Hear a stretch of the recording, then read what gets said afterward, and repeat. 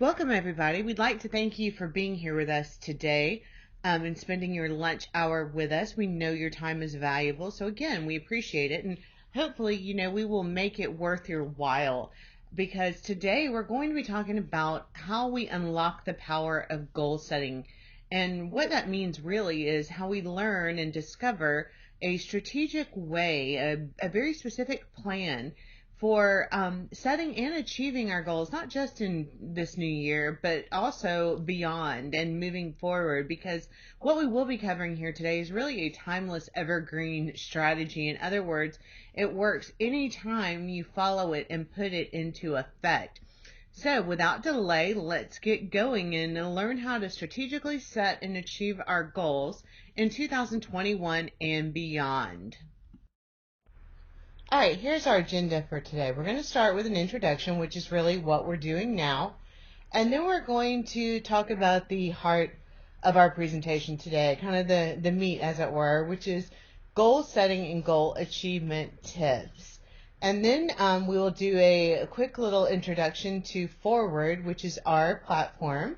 And then finally, we will do a wrap up and kind of bring everything full circle so that you can leave here today with some actionable strategies that you can implement right away to help you achieve more of your goals quicker, easier, and more effectively.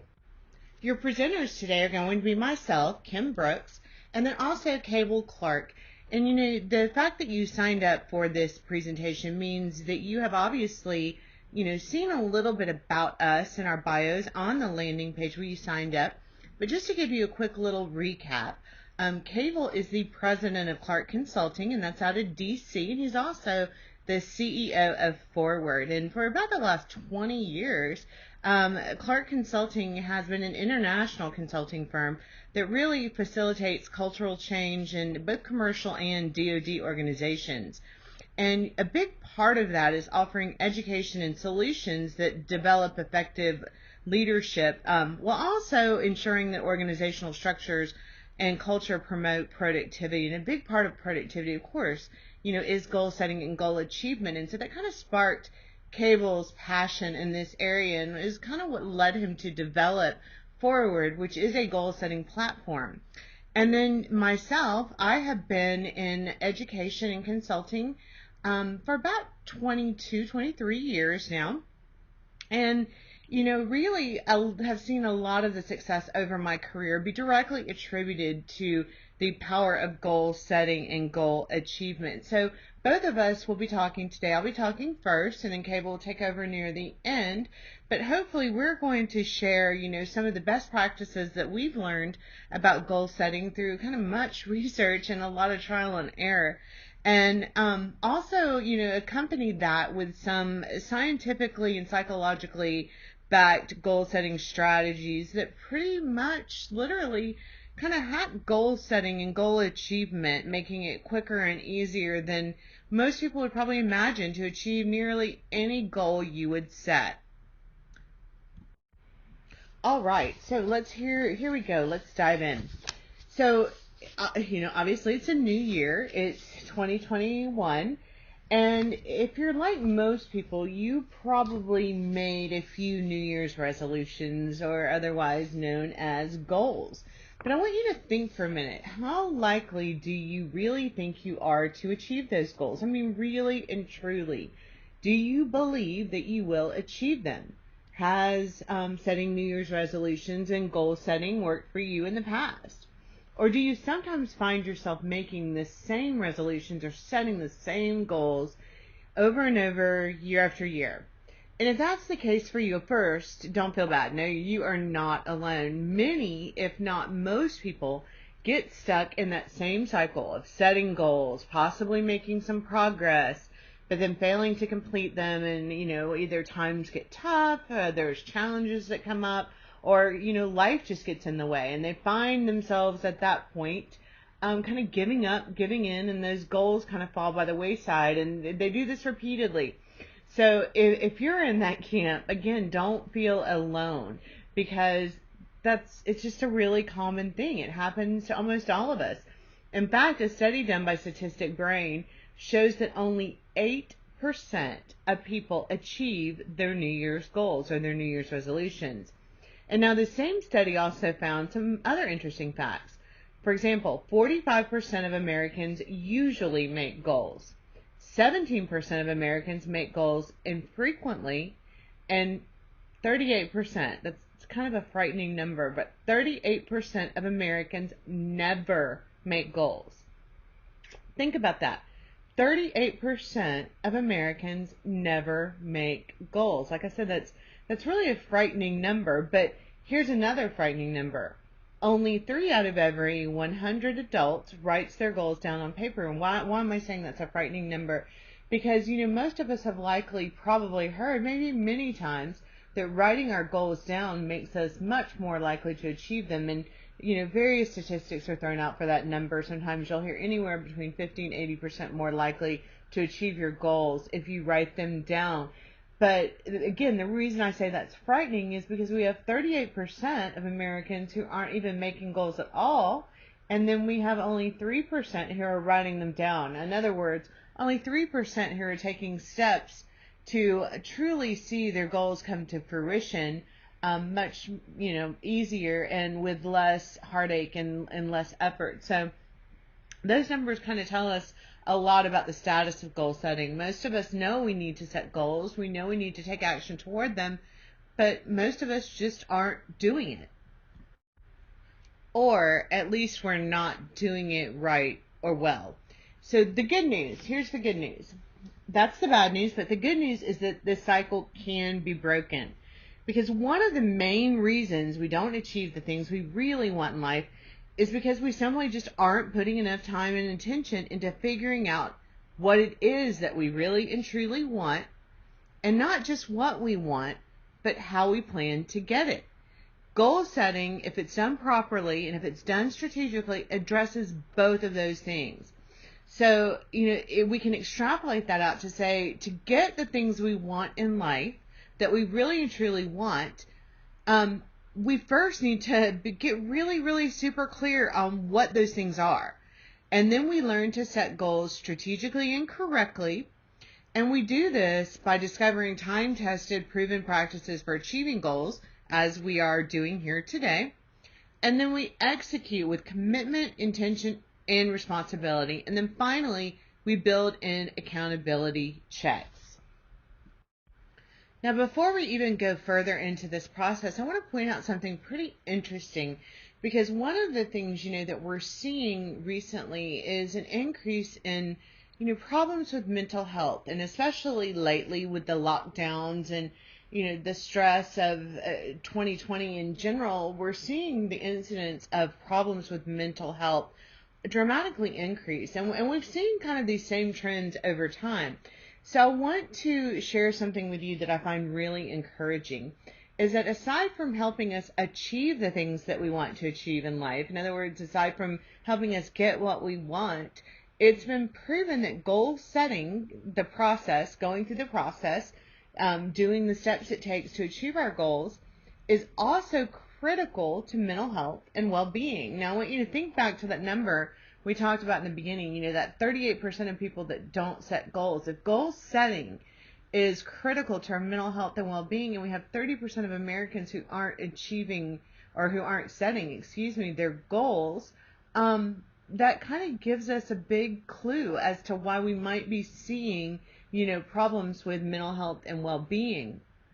And what psychologists tell us is that having dreams and goals and going after them and having a plan to achieve them and actually executing on that plan and taking action is an important part of being a dynamic, energetic, thriving human being. And all of those things, of course, correlate to a higher level of mental health. So, we know that the path toward achieving goals isn't necessarily always easy. But having goals and going after them, they tell us, is what makes life good. It's what makes life exciting and fulfilling. It gives us meaning, it gives us purpose, and it keeps us engaged and interested in life itself. And, over 2,000 years ago, Aristotle said, and, as a side note, you'll notice that in this presentation, we kind of mentioned the philosophers a lot. And that's because they really had a lot to teach us about goal setting. But over 2,000 years ago, Aristotle said, well begun is half done. So I want you to think about that. It's one thing to start, but it's a whole other thing to finish. So when it comes to goals, that quote by Aristotle is exactly correct. In fact, a study was done that looked at people who participated in just three short 1-hour sessions where they worked on goal setting. And then these people were compared to a control group.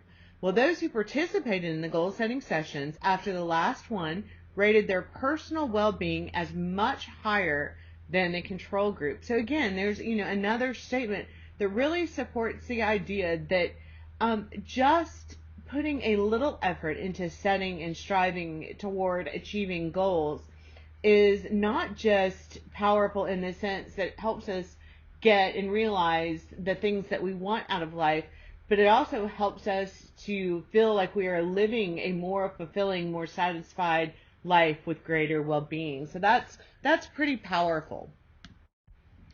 Now, before we go any further, I want to get really, really clear on something, and you're going to hear me say this a lot throughout this presentation, but it's important and it bears repeating.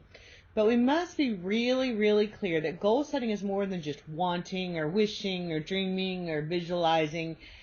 Goal setting is very purposeful. It's explicit, it's strategic, and it's a scientific process. So what does that mean? Well, it means that goal setting done right, done correctly, and done well is a specific process that can be measured and that has been tested and shown to work consistently as expected.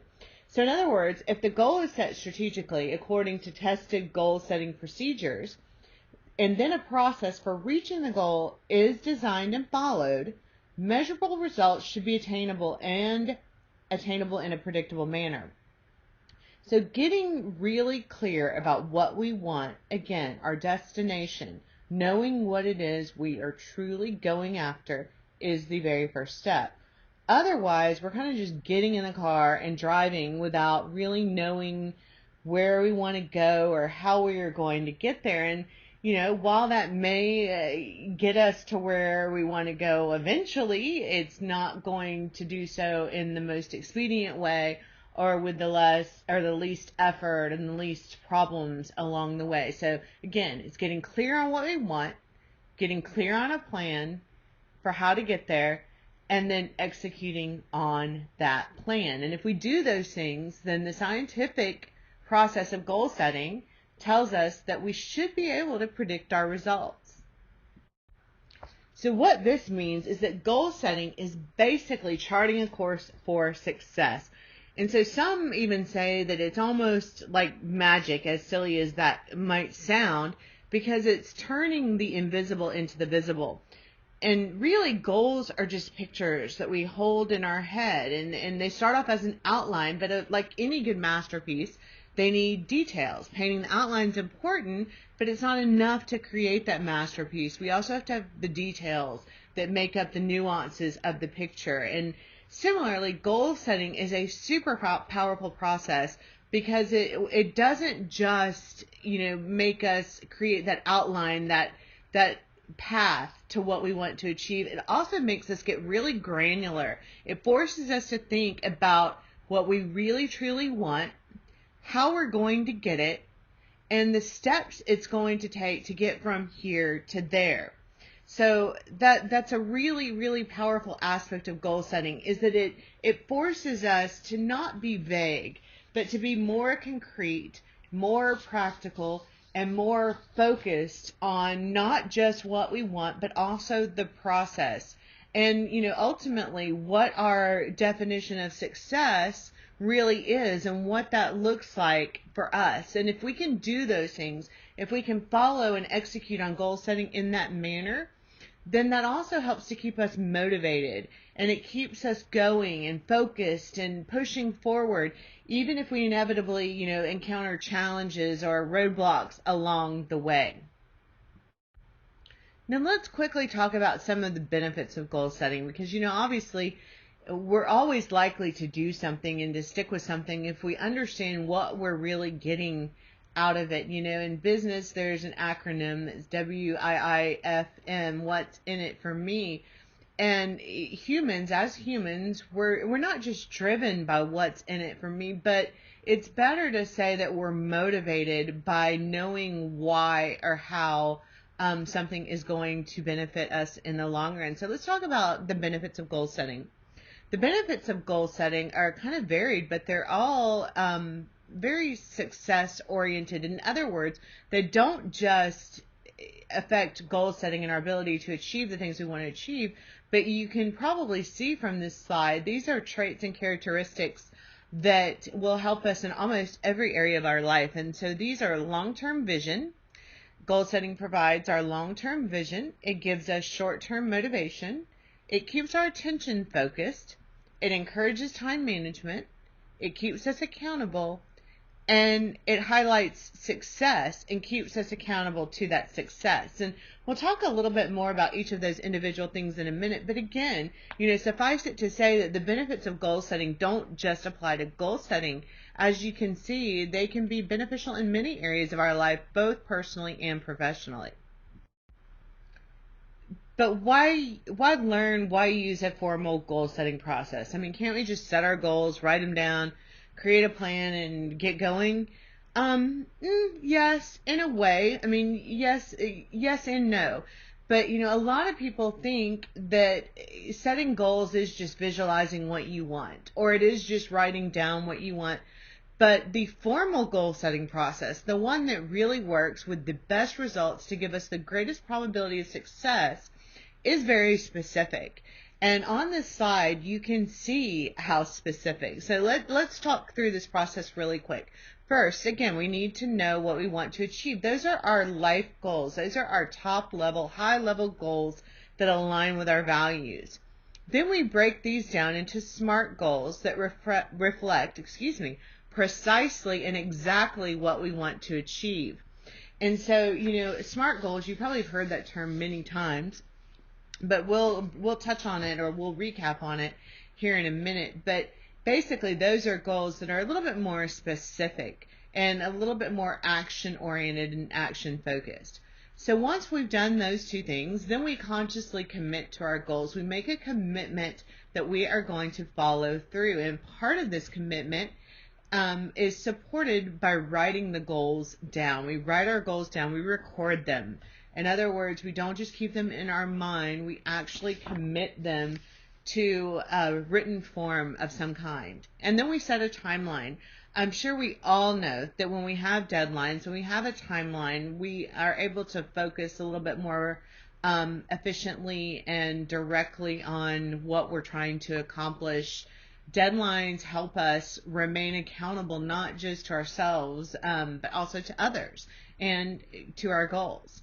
Then we create the map or the path to success. As we were saying, we have to know how we're going to get to where we're going, not just where we're going, but the path we're going to take to get there.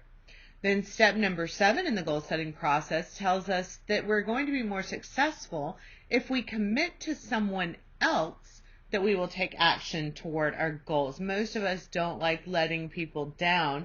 And so this step kind of speaks to that idea, is that when we commit to someone else that we're going to take action toward our goals, we're more likely to do it. And then step number 8, we actually take that action. We have to move forward. It's not just enough to think about what we want. It's not just enough to write down what we want. It's not enough to just think about how we're going to get it. We actually have to take the steps necessary to make forward progress. Then we set accountability checks. In other words, we need to know where we are along the way. Are we making progress? Are our actions aligning with our goals? Are the results we're achieving aligning with our goals and what we ultimately hope will be our success?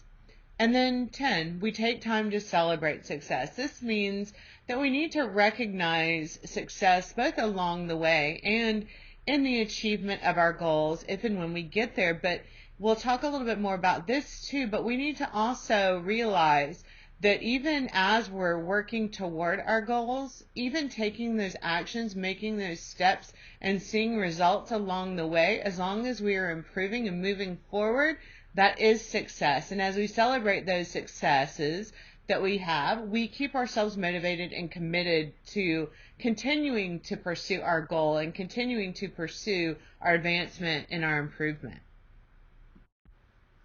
Again, as we said, we're much more likely to start our goal setting strategy and do our goal setting strategically and stick with it if we understand why the process that we are following, that we are executing, why and how it works. So before we dive into, how and why we need to learn about and practice goal setting, let's give ourselves a few more good reasons about why doing the process, why following the process is actually very vital to our success.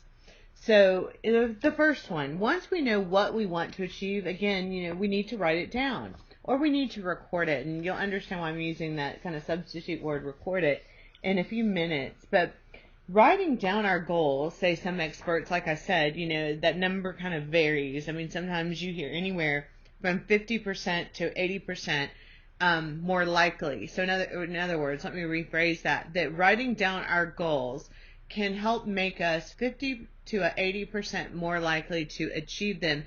And that number, varies depending on the source that you're looking at or listening to, and we'll kind of go over a few of those in just a second.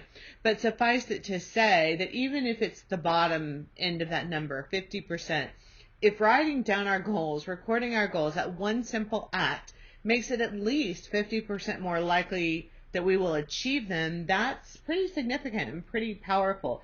They say the human mind has 1,500 thoughts per minute. So if we're just trying to keep our goals up there in our mind with those 1,500 thoughts, it's going to get pretty confusing and not near as easy to stay focused on what we want to achieve. So the act of writing down and recording our goals is a very powerful tool that we have that's simple, that can help ensure that we do achieve our goals and that we do, get to the destination that we want to more easily and more effectively. And then speaking it out loud. The probability of completing a goal increases by 10% if you hear it spoken out loud. Interestingly, it doesn't seem to matter whether you're speaking it to someone else or speaking it out loud to yourself. It's the very act of your ears hearing it and your brain recording it. So keep that in mind and make it a habit or a practice when you're setting goals and you're pursuing goals to speak your goals out loud. Speak them into reality. Pursuing our goal. Making a conscious decision to pursue our goal is very important. In fact, some experts say this increases the probability of completing a goal by 25%. And there's some research from neuroscience that says our brains use dopamine as kind of an inner guidance system to reach our goals. And so, that's our feel-good, or one of our feel-good hormones. So one study even showed that an animal, their dopamine signal in the brain got stronger as they got closer to their goal. So that's pretty powerful, because another thing that dopamine can do, or another thing dopamine does, is it further increases our focus, our drive, our determination, and like I said, it's even one of our feel-good hormones, so our happiness. So again, pursuing our goal, making a conscious decision to pursue our goal increases the probability that we will complete the goal by 25%. And then we visualize our goal. Now, it's interesting, because I did say in the beginning that we don't want to just visualize our goal, and that is true. But visualizing our goal is an important part of the process. It just isn't the complete process. It's not enough by itself. But many experts have made the statement, you probably heard, and it's been attributed to many different people.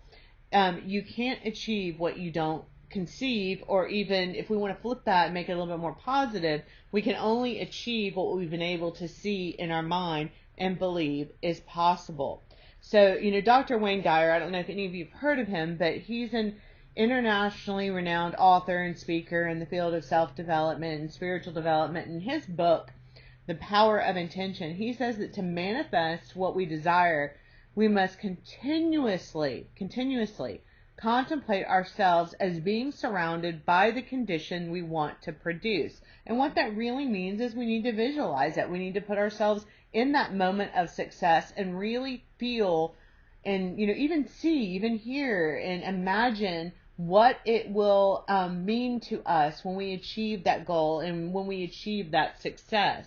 So, imagine what your life will look like and feel like and be like when your goal is realized, and the joy and the satisfaction and the happiness that we'll feel. And one tangible way we can do this, you might have heard of this before, is with a vision board.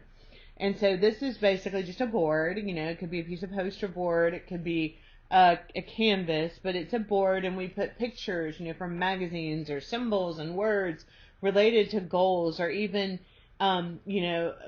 just little things that we want to achieve, and what that represents to us visually. And then we do look at that and refer back to that on a regular basis. And, again, I want to be really, really clear. It's not enough to just do that. We do need to augment that and complement that and supplement that with action as well. So fantasizing alone is not going to do it, but it is an important part if we add, that visualization element to our goal setting strategy process and actions that we take.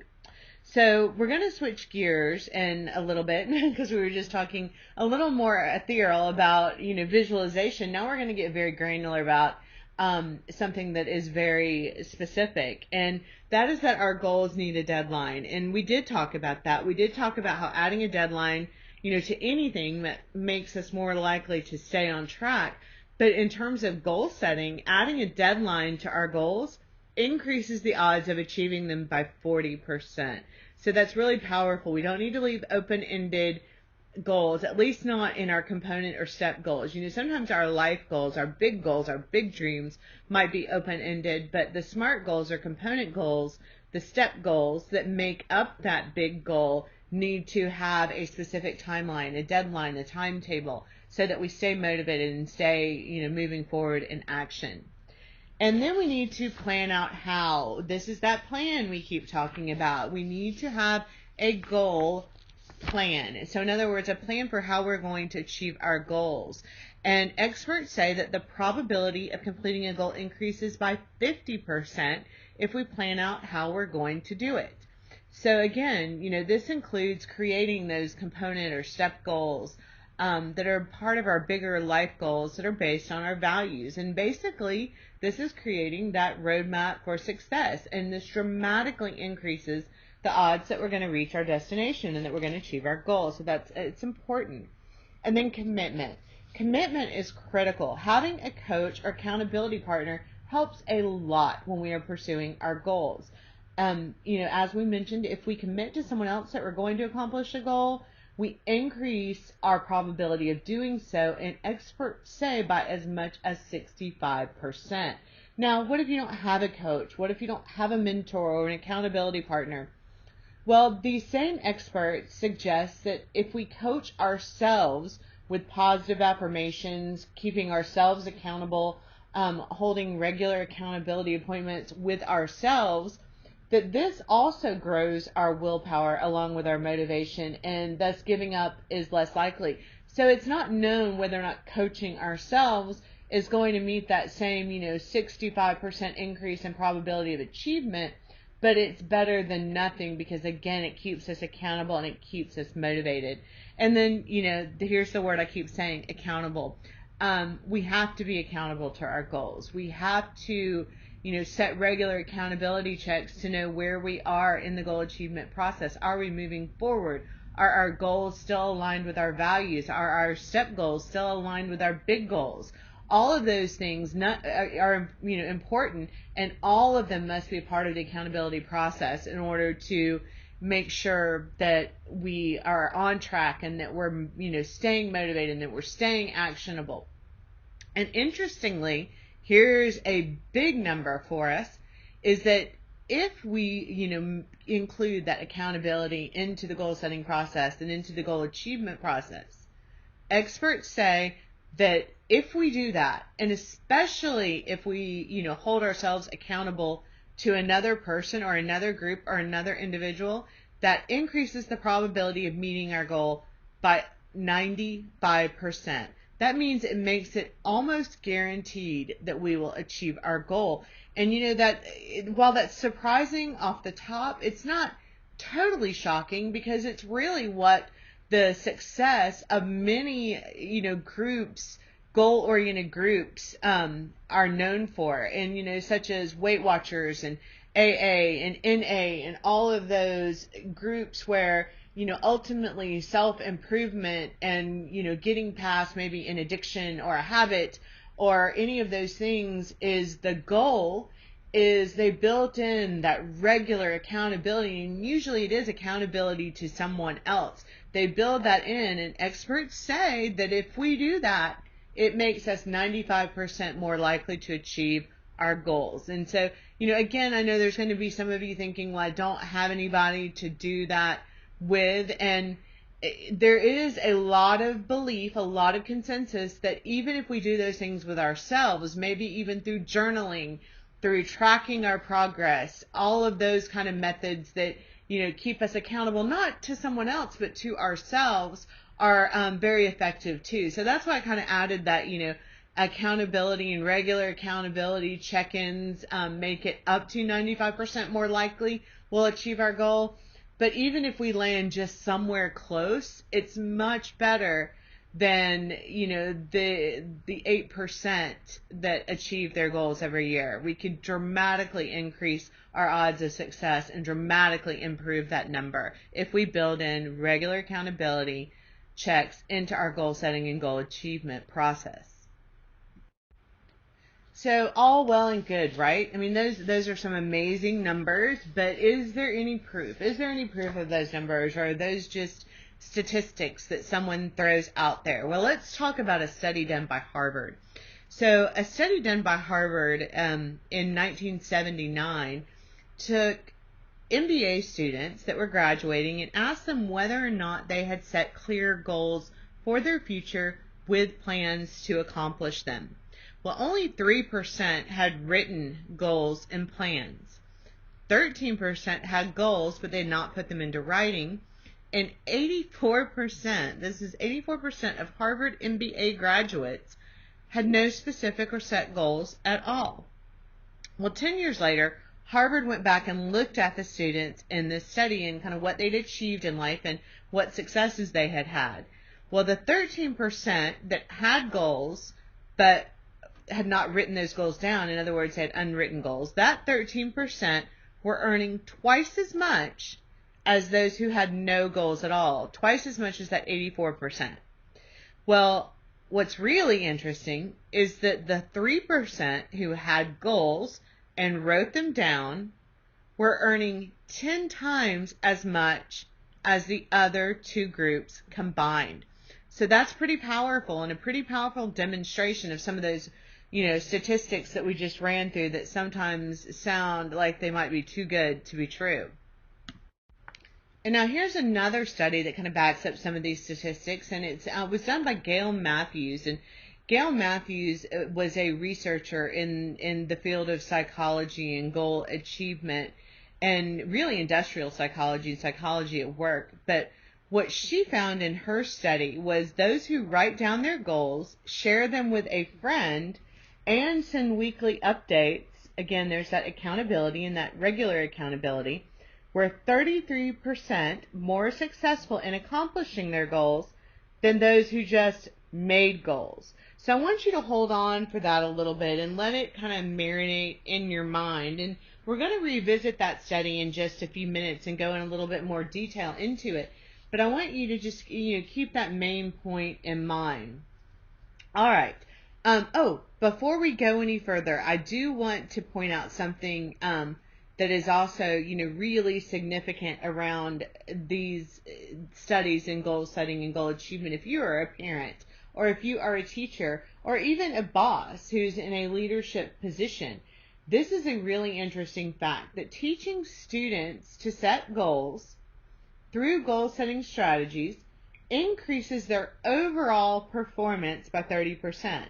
So that's not necessarily related to goal achievement, but going through the process of setting and achieving goals using a strategically, set plan and formula doesn't just increase the likelihood that goals will be achieved, but it will also increase performance across every other area as well. And that kind of goes back to, those benefits of goal setting and strategic goal setting and planning that we were talking about earlier, is that the benefits of goal setting and following a strategic goal setting plan and process really are benefits that will help us in every single area of our life, both personally and professionally. All right, so let's do a little recap of what we've covered so far in terms of that, goal setting and goal achievement plan and strategy. So first, we want to get really clear on our why. We need to know why this goal is important to us. Again, if our why is not big enough, if it is not strong enough, we will not stay motivated to taking the action it will take to achieve our goals. So we need to know why we're pursuing these goals. And this desire must come from within ourselves, and it must really matter. I can't stress that enough. An obligation is not usually a big enough why for most people to stay active, responsible, and accountable to goals and the component step goals that will be necessary to achieve those big goals. So again, this must matter to you. Your goal must matter to you, and you must be pursuing it for you. So then in terms of the process, we want to start with our big picture life goals first. And, these are our BHAGs, as they're sometimes known in business, our big, hairy, audacious goals. In other words, they are goals that are rather large and rather challenging, but they are goals that we really want to achieve in our life. These are our life goals, and they usually are set according to our values and what we feel is our purpose in life. But again, because these are so big, we're going to need to break them down a little bit into something that is more, attainable in the here and now, so that we do, see them as possible, and we do see them as actionable. And when we break these big goals down into those smaller step or component goals, again, it makes them seem more attainable.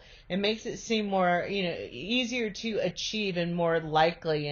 And it gives us the clearest path to success. We can actually see ourselves achieving these goals in a reasonable time period. And really what they do is they establish clear kind of road markers that tell us when we're moving forward, when we're stalled, and when we might be off path, or at worst, if we're moving backwards in terms of our big life goals. So after we've got those smaller, component or step goals set, then we want to create a to-do list type of goal, which is an actionable SMART goal. And these are the goals that are really going to drive action in the immediate present. These are goals that are going to be specific. They're going to be measurable.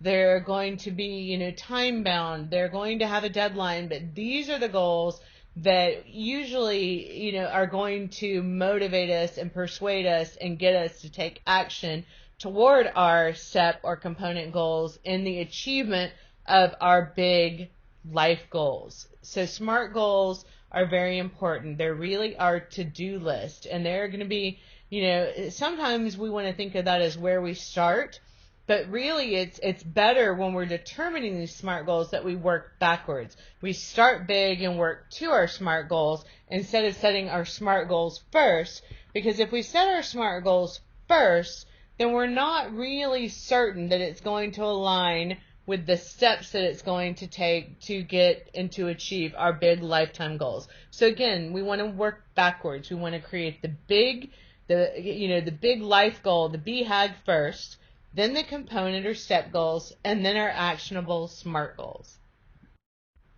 Okay, since we start with our big lifetime goals, our BHAGs, our big, hairy, audacious goals, let's talk about how we determine or how we set those lifetime goals. Almost every lifetime goal, life goal, whatever we want to call them that exist, falls into one of the categories that you see on the screen: career, financial, education, family, artistic, attitude, physical, pleasure, public, or service. And then almost every step goal or component goal that we can envision is going to be or fall under one of those categories. So we should always consider if and how a goal we are setting or thinking about setting works towards or leads us to our lifetime goal or goals. Otherwise, the goal is just likely not going to provide the motivation, short and long term, needed to keep us pushing forward and taking action toward achievement, especially if roadblocks or challenges come up along the way. So again, that's another really good reason why we work backwards. We start with our big lifetime goals, and then we determine the step or component goals that are best going to help us achieve that lifetime goal. And there's actually a term for this, and the term is backward goal setting. And as I've been saying, this is working backwards from our life goals. And, backward goal setting is really so easy, and it's something that most people just don't think about or they overlook, but it really might be the missing piece of the puzzle for a lot of people when it comes to setting goals that are really going to help you pursue the things that you want and dream of in your life. And so, one of the easiest ways to do this is to kind of think of our lifetime goals, again, in terms of our lifetime, and then we work backwards and we say, okay, where do we want to be in 5 years and how do we get there? Where do we want to be in 1 year and how do we get there? And then, continue working backwards, 6 months, 3 months, even monthly. And then that helps us to move from broad to really granular and really actionable. And so again, once we create those kind of component or step goals, then we get down into the more specific level of creating our SMART goals, our to-do list of goals that are going to help us achieve those step and component goals and ultimately help us reach our lifetime goals. So let's look at how we put that process into practice. Here's an example. Let's say our example lifetime goal is, I want to have a successful career. So the first step goal in that process might be, I want to become a VP at my company in 5 years.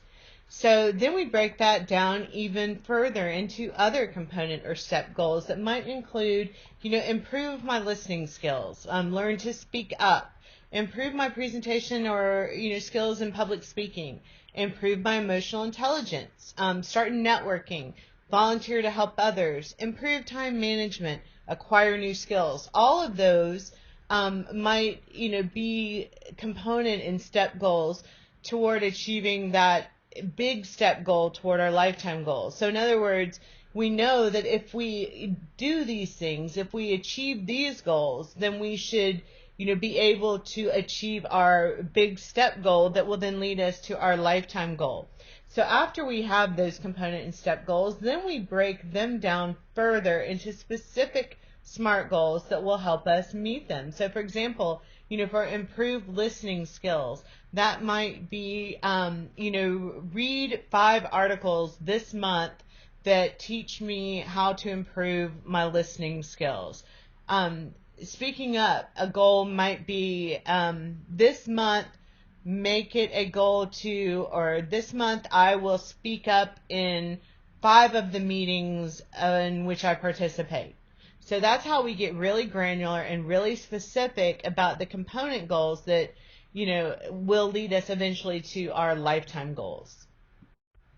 Now I keep using the term SMART goals a lot, and I guess I'm kind of assuming that most of us have heard that term probably many times, but just in case, or just as a quick little refresher, let's talk about what SMART goals are really and why they're so important in a successful goal setting process. So SMART goals traditionally have been those that are specific, measurable, attainable, reasonable, and time specific. However, recently, another set of words for that SMART acronym has been associated with the term, and in some ways I kind of like this new set better, but the new set is that SMART goals are those that are significant, meaningful, action-oriented, rewarding, and trackable. So no matter which one of those terms that you kind of resonate with the best for each of those letters, what they really all mean is the same thing, is that very specific goals that we can track, that we believe are possible, that have a path, a clear path to achievement, and that, have some sort of deadline and accountability built in, make it much easier to stick with our goals, and also make it easier to identify the necessary steps to get there, to achieve our goals. And so, we've all probably heard, or, maybe have heard, most likely have heard, that we can't manage what we don't measure. And obviously we can't improve on something we don't manage. So that's one reason why SMART goals are so powerful, is that they do have all those things built in. They allow us to measure whether or not we're actively, pursuing our goals positively, in a positive manner. And then once we look at that, we can kind of manage that process better.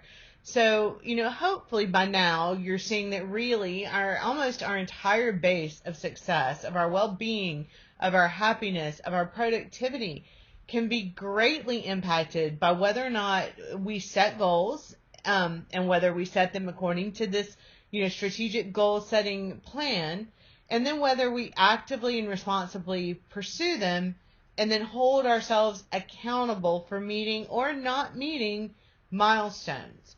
So, keeping that in mind, let's roll back a minute and discuss those lifetime or step goals just a little bit more.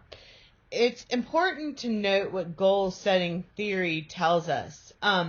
Goal setting theory was first proposed by another industrial organizational psychologist, Edward Locke. And he expressed that for goal setting to really work, we can't cheat the process. We can't make our goals too easy, or we won't put in the work necessary not just to achieve impressive results, but to stay motivated and focused enough to achieve any results at all. Likewise, Gary Latham, who was another expert in this area, who also said that higher effort needed for harder goals doesn't just increase effort in general, but it also increases motivation and persistence, was another one who followed the same kind of thought process that Locke followed as well. And so according to Locke and Latham in 1991, it has been consistently found that performance is a linear function. What does that mean? It is directly correlated to a goal's difficulty. So in other words, given an adequate level of ability and commitment, the harder the goal, the higher the performance. And so what that means kind of in layman's terms is that people normally and naturally adjust their level of effort to the difficulty of the goal. You've probably seen that with yourself. It's sometimes the harder the goal is, the more we go after it. And that is what Locke and Latham were saying. So, as a result, they say set more difficult goals, set more challenging goals, because ultimately the results, even if we don't quite hit the apex of the goal we set, the results are going to be better than if we started off setting lower goals to begin with.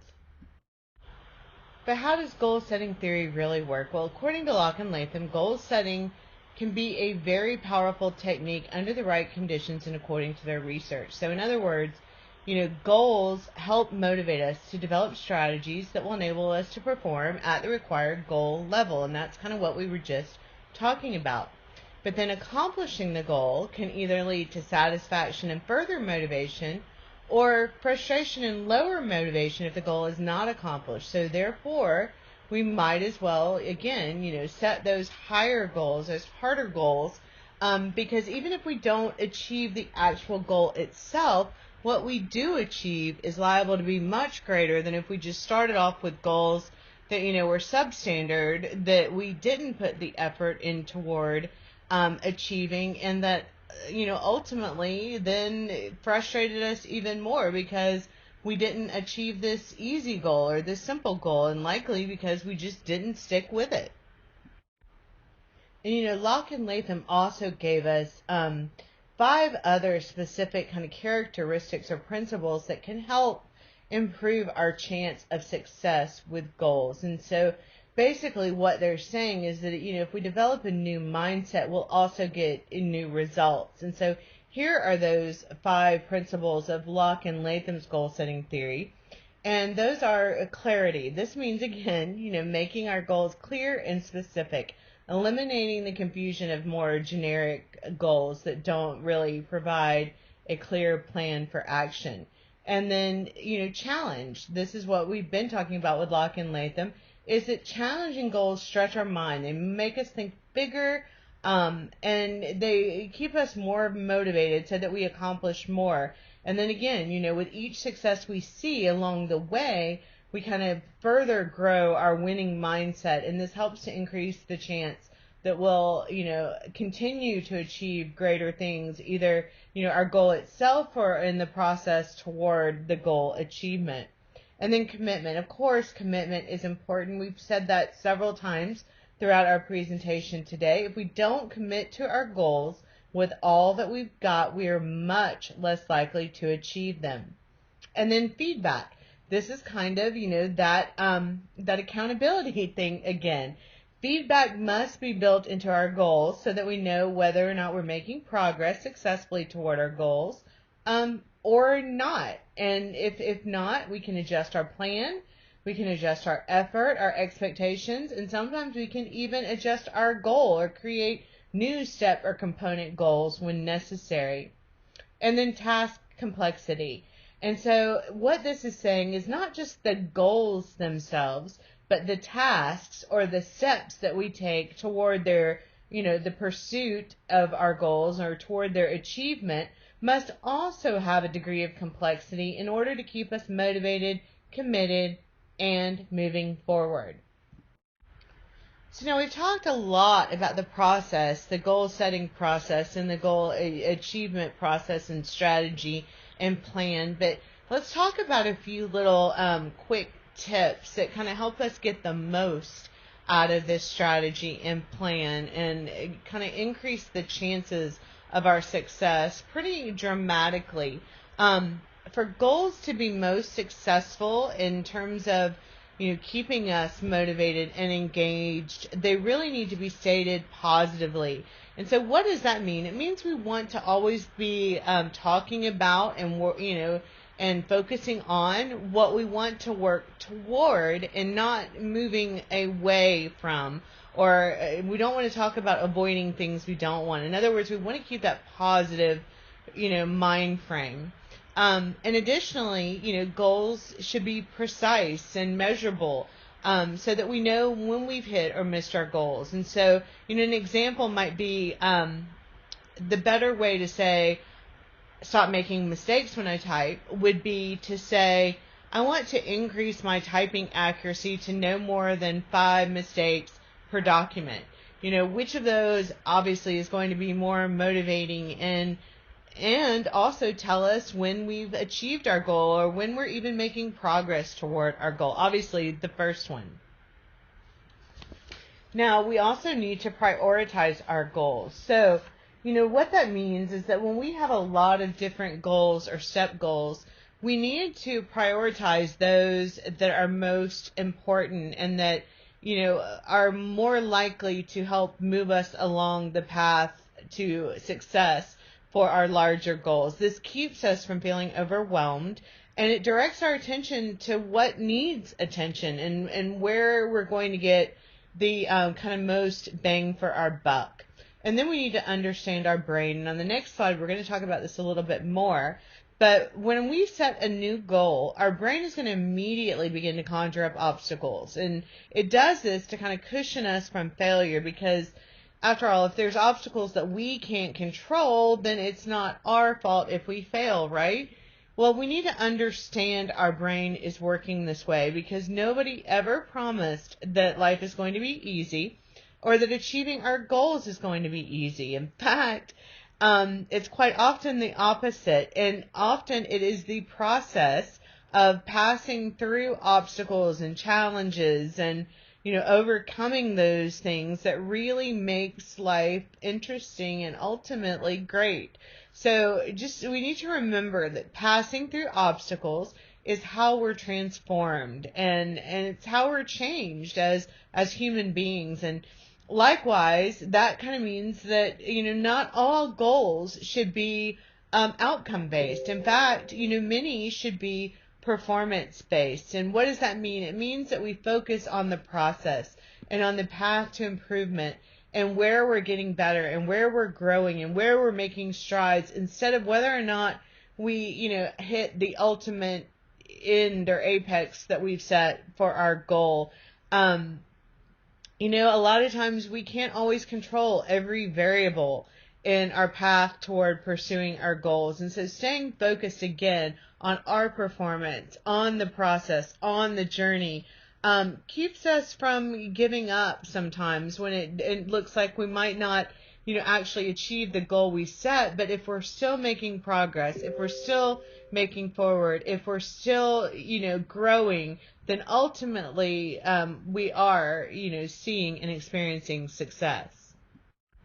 Now, remember we talked about that we need to understand our brain on that last slide.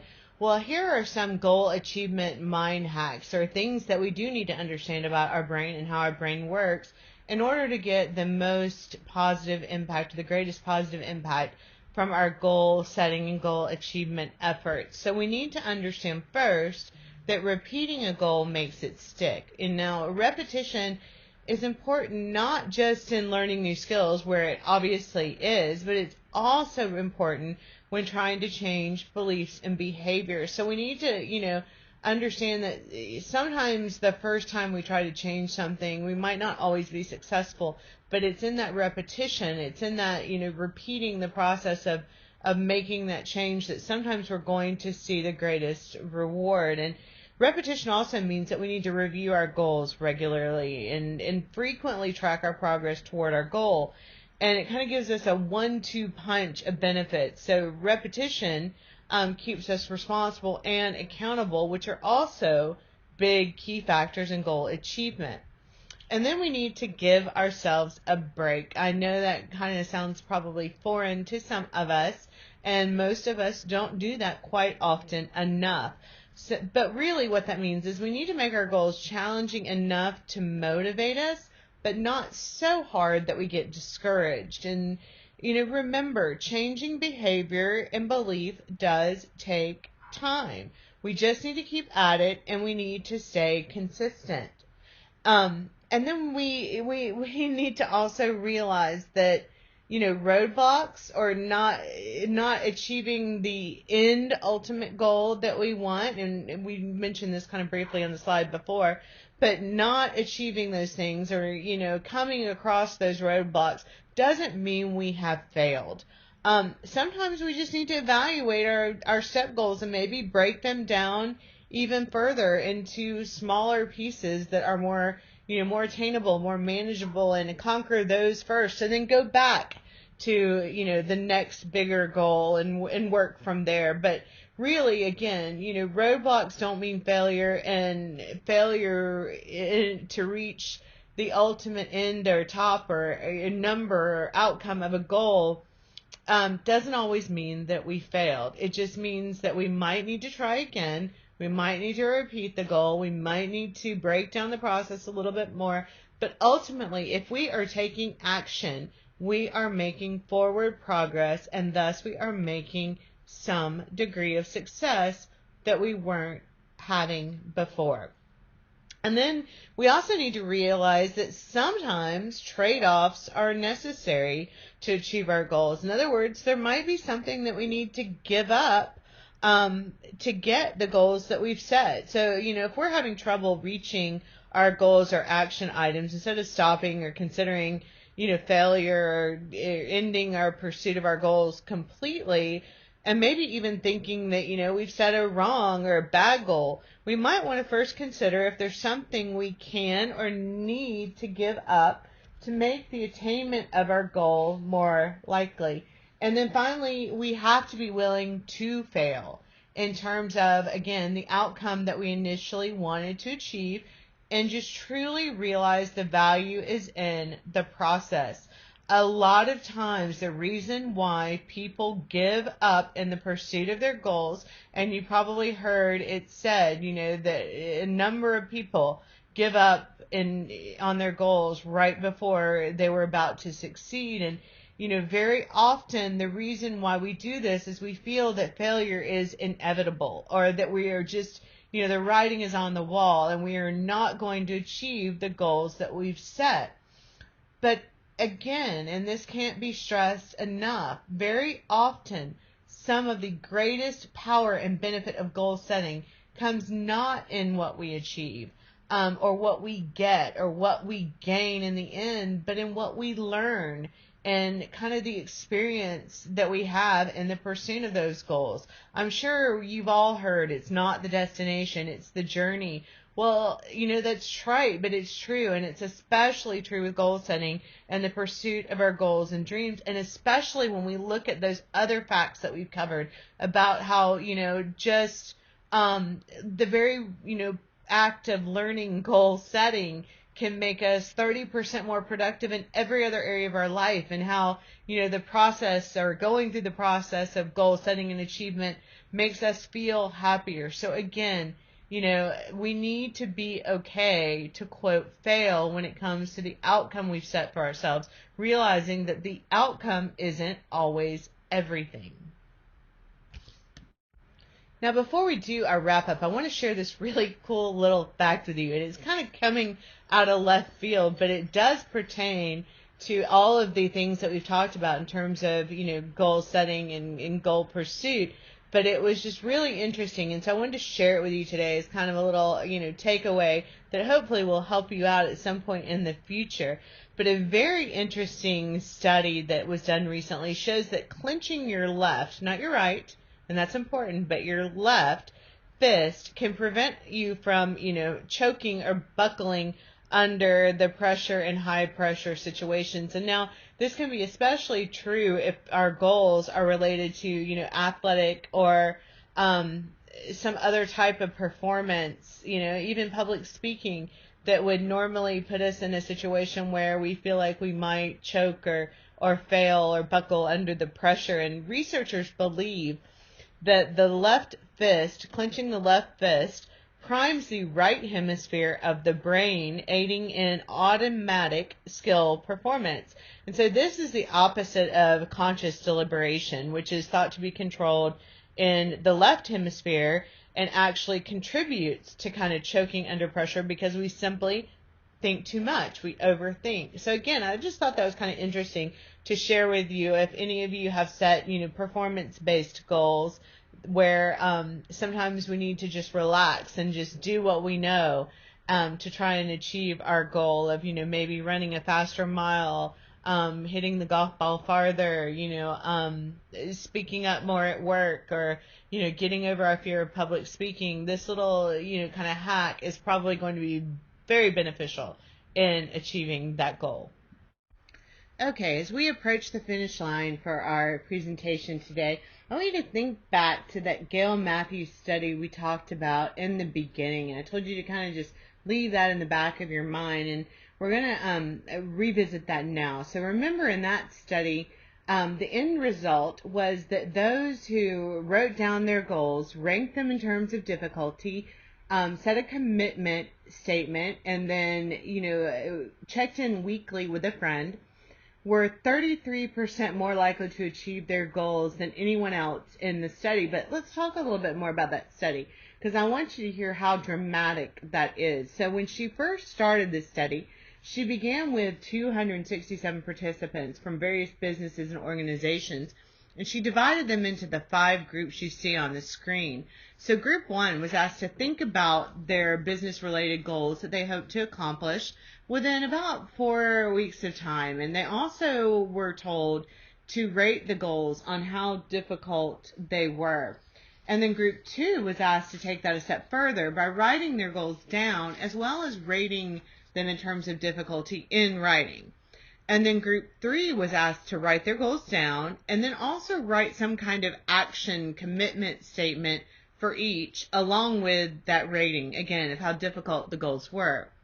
Group 4 was required to do everything that group 3 did, as well as share those commitments with a friend or a coworker. And then group 5 was asked to do all of the above in addition to sending weekly progress updates. Well, at the end of the study, group 1 had achieved 43% of their goals. So the group that just thought about their goals and rated them in terms of difficulty still achieved 43% of their goals. That's really not bad. But group 4 that, did that and then they wrote it down and they added a commitment statement and shared those commitments with a friend, well, they achieved 64% of their goals. So that's over 50% of their goals. That's pretty amazing. But actually, here's what's amazing is that group 5, the one that was asked to do all of it, group 5 completed 76% of their goals. Just think about that. Imagine how your life or your career would change if you could achieve 76%, 2 or 3/4 of the goals you set for yourself. Think about how dramatic that is. How would that change your life? And the thing is that's possible. It's completely possible, as these statistics and these figures show us, as long as we follow the scientific process for setting and pursuing goals. So again, totally doable. The key is just that we enact the principles that we've learned today of goal setting. We get really clear on our why. We get really clear on what we want to accomplish, how we're going to accomplish it. We commit to it. We, share that information with a friend. We make sure others know. And then we, set those regular accountability checks to make sure we're making progress. If we do those things, we are almost guaranteed to achieve the majority of the goals we set. Now, all of that I just said was kind of the long way around of saying what this slide says rather nicely and much more concisely, is that Gail Matthews' goal-setting study really taught us 3 things. Is that there is empirical evidence that the following 3 things are very effective in terms of increasing the likelihood that we will achieve our goals. And those are accountability, commitment, and taking the time to write our goals down or record them in some way. Okay, so maybe now you're thinking, okay, this is all well and good. I believe you. I believe in the power of goal setting. I understand it, but isn't all of this a lot of work? Yes. In the past, that's probably true. But, obviously there's a big trade-off there if we know that following these tips, tricks, strategies, and hacks can make it 75 to 95% more likely that we will achieve our goals. And, today the good news is that there are many templates, tools, even apps and websites that help make this process a ton easier, quicker, and maybe even a little bit of fun. And Forward is one of those. Forward is a tool that will help you achieve your personal and professional goals by putting into practice or helping you put into practice the things that we've discussed here today. And obviously we could have just introduced you to Forward and told you that it would help you achieve your goals and make achievement 75% to 95% more likely, or that you would achieve up to 95% of your goals with using Forward. But most of you wouldn't, believe me. But hopefully now that we've talked through some of this data and you've understood or understand how and why it works, then those numbers are totally achievable and attainable as long as the process is followed, and Forward helps follow that process. Forward is a platform that, again, lets you set goals in a social community environment. So it makes the process fun, but it also builds in that accountability. Because you can share your goals with others. Others can adopt your goals. They can see your progress. And most, templates or applications don't include that accountability element.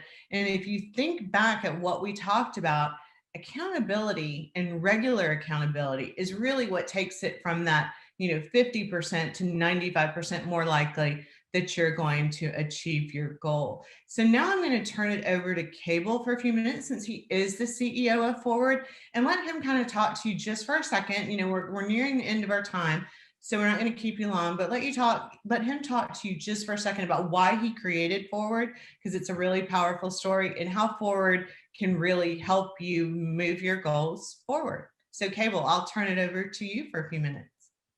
All right, thanks, Kim.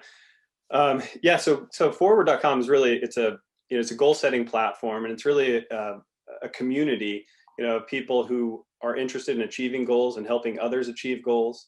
And the way, Kim talked about identifying your why, and the why that we created Forward was really because we were trying to solve a challenge we were having in our consulting practice.